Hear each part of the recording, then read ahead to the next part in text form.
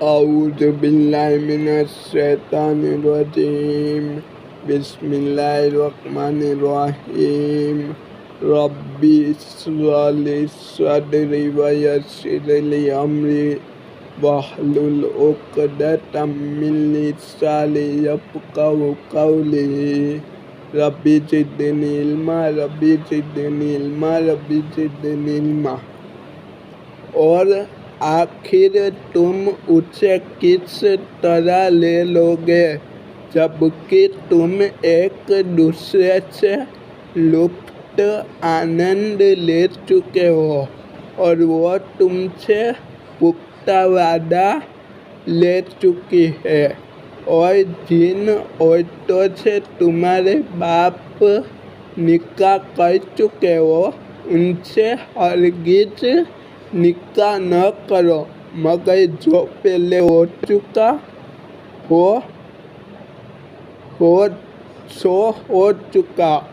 हकीकत में ये एक बेशर्मी और बेहयाई का काम है, नापसंदीदा है और बुरा चलन है।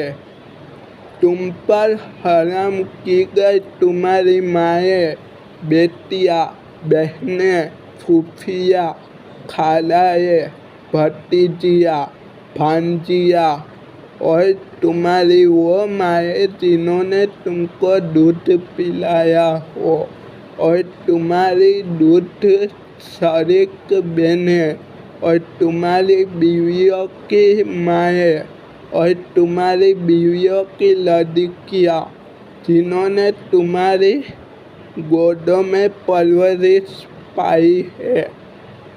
उन बीवियों की लड़कियाँ जिनसे तुम जिस्मानी ताल्लुक़ कायम कर चुके हो, वरना अगर सिर्फ निकाह हुआ हो और जिस्मानी ताल्लुक़ कायम न हुआ हो तो उन्हें छोड़कर उनकी लड़कियों से निकाह कर लेने में तुम्हारी कोई पकड़ नहीं है। और तुम्हारे उन बेटों की बीवियाँ जो तुम्हारे अपने नुत्फ़े बिया से हो और ये भी तुम पर हराम किया गया है कि निकाह में दो बहनों को जमा करो मगर जो पहले हो चुका वो हो चुका। अल्लाह माफ़ करने वाले और रहम करने वाले हैं। और वो औरतें भी तुम पर हराम है जो किसी दूसरे के निकाह में हो, मुहसनात। अलबत्ता ऐसी औरतें इससे अलग है जो जंग में तुम्हारे हाथ आए। यह अल्लाह का कानून है जिसकी पाबंदी तुम पर लाजिम कर दी गई है। इनके अलावा जितनी औरतें हैं उन्हें अपने मालों के जरिए से हासिल करना तुम्हारे लिए हलाल कर दिया गया है, शर्त ये कि निकाह के घेरे में उनको महफूज करो, न ये आज़ादाना तौर पर शहवतरानी काम तुबित करने लगो। फिर मियाँ बीवी की हैसियत से ज़िंदगी का जो लुत्फ़ आनंद तुम उनसे उठाओ उसके बदले उनके मेहर फ़र्ज समझते हुए अदा करो। अलबत्ता मेहर तय हो जाने के बाद आपस की रजामंदी से तुम्हारे बीच अगर कोई समझौता हो जाए तो उसमें कोई हर्ज नहीं। अल्लाह जानने वाले और सूझबूझ रखने वाला तटवर्ती है।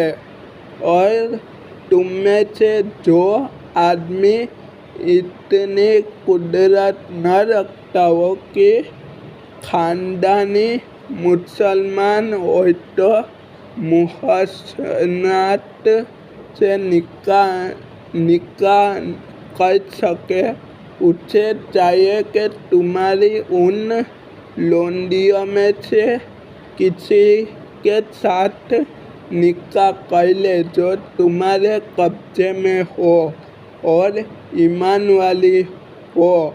अल्लाह तुम्हारे ईमानों का हाल अच्छी तरह जानते हैं।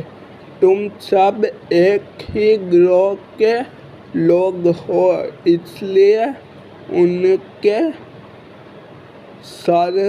सरपरस्तों की इजाज़त से उनके साथ निकाह कर लो और भले तरीके से उनके मेहर अदा कर दो ताकि वो निकाह के घेरे में महफूज मुहसनात होकर रहे, न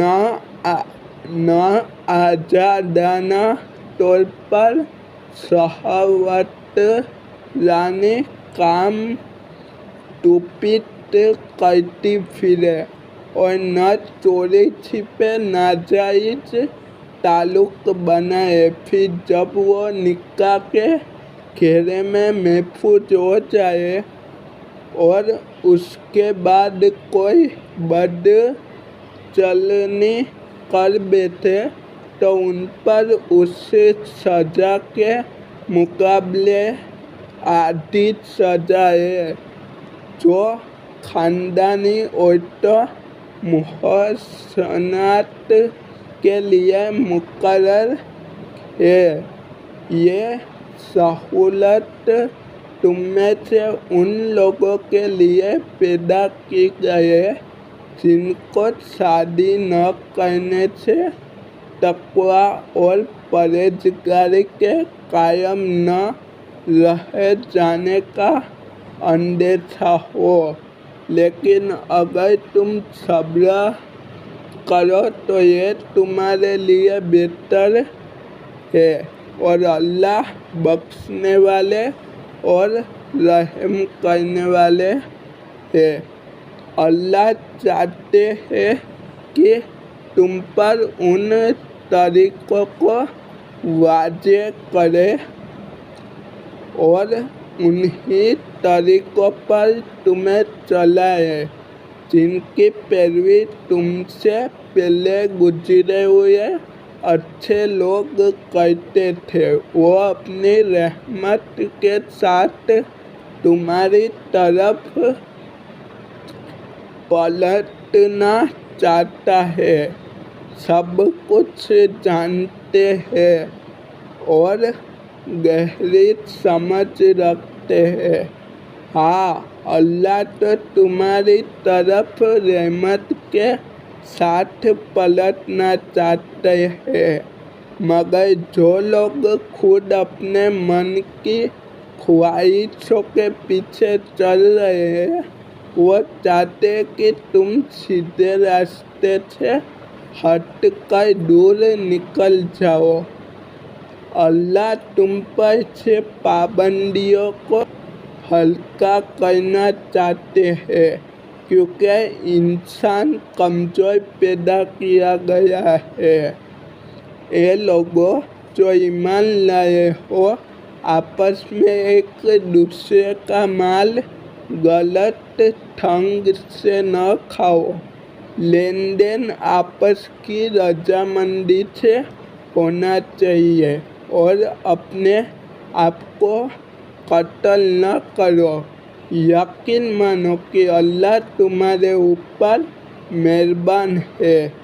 जो शख्स जुल्म और ज़्यादती के साथ ऐसा करेगा उसको हम ज़रूर आग में झोंकेंगे और ये अल्लाह के लिए कोई मुश्किल काम नहीं है। अस्सलाम वालेकुम व रहमतुल्लाहि व बरकातुहू।